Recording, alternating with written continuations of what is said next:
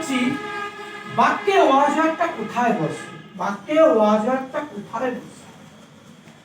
তো আমরা জানি সাধারণত বাংলা বাক্যে কোথাও কেউ বা কোনো জায়গায় কেউ যদি ছিল, ছিলে, ছিলেন, ছিলাম বোঝা, সেক্ষেত্রে আমরা ওয়াজ ওয়ার্ডটাকে ব্যবহার, তখন বাক্যের গঠনটা করবো আমরা সাবজেক্ট যুক্ত ওয়াজ অবলিক ওয়ার যুক্ত প্রিপোজিশন যুক্ত প্লেস। তো কিরকম একটু উদাহরণ দিয়ে বলি। গতকাল তুমি কোথায় ছিলে, গতকাল তুমি কোথায় ছিলে।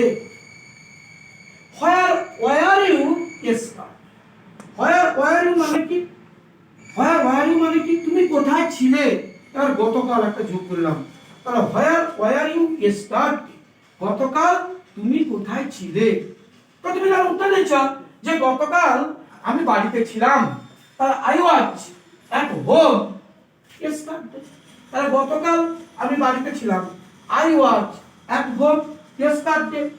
আবার যদি প্রশ্ন করি গতকাল তোমরা কোথায় ছিলে, where were you yesterday, তো তুমি উত্তর দিবে কি যে গতকাল আমরা স্কুলে ছিলাম, we were at the school yesterday, we were at the school yesterday। ঠিক আছে। এবার যদি বলি যে তারা কোথায় ছিল, where were they, তুমি বলবে তারা স্কুলের মাঠে ছিল, তারা স্কুলের মাঠে ছিল। where were they, তারা কোথায় ছিল, না তারা স্কুলের মাঠে ছিল। they were at the school's playground, they were at the school's playground। যদি বলি ছেলেরা কোথায় ছিল, where were the boys, where were the boys, তা তুমি উত্তর দিবে কি ছেলেরা পার্কে ছিল, the boys were at the park।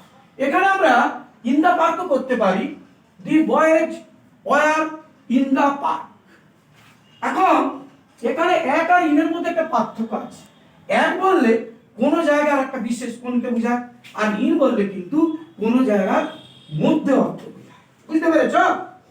এবার যদি বলি রহিম কোথায় ছিল, where was রহিম, তা তুমি উত্তর দিবে রহিম বাজারে ছিল, রহিম was at the market, Rahim was at the market, রহিম বাজারে ছিল।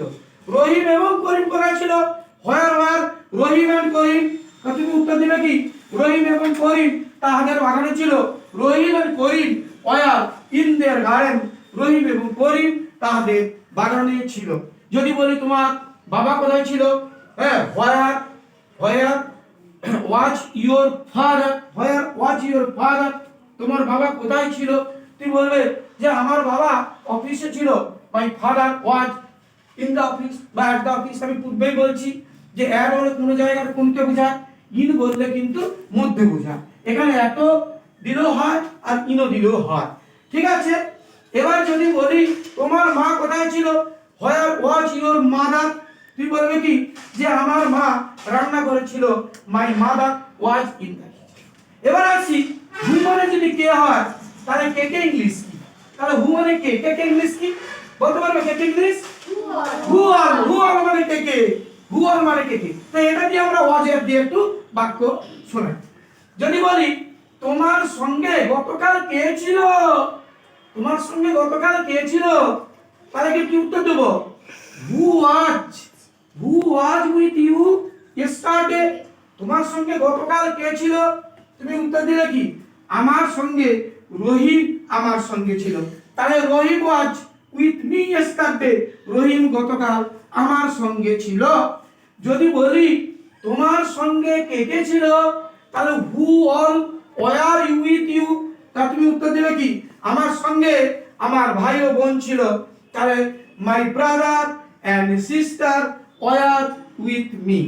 তো আমরা জানি পাশে বুঝালে beside, ইন ফ্রন্ট বুঝালে সামনে, আর কি পিছনে বুঝালে কিন্তু behind। তো এইগুলো দিয়ে কিছু একটা বাক্য বলছি, শোনো মধ্যে।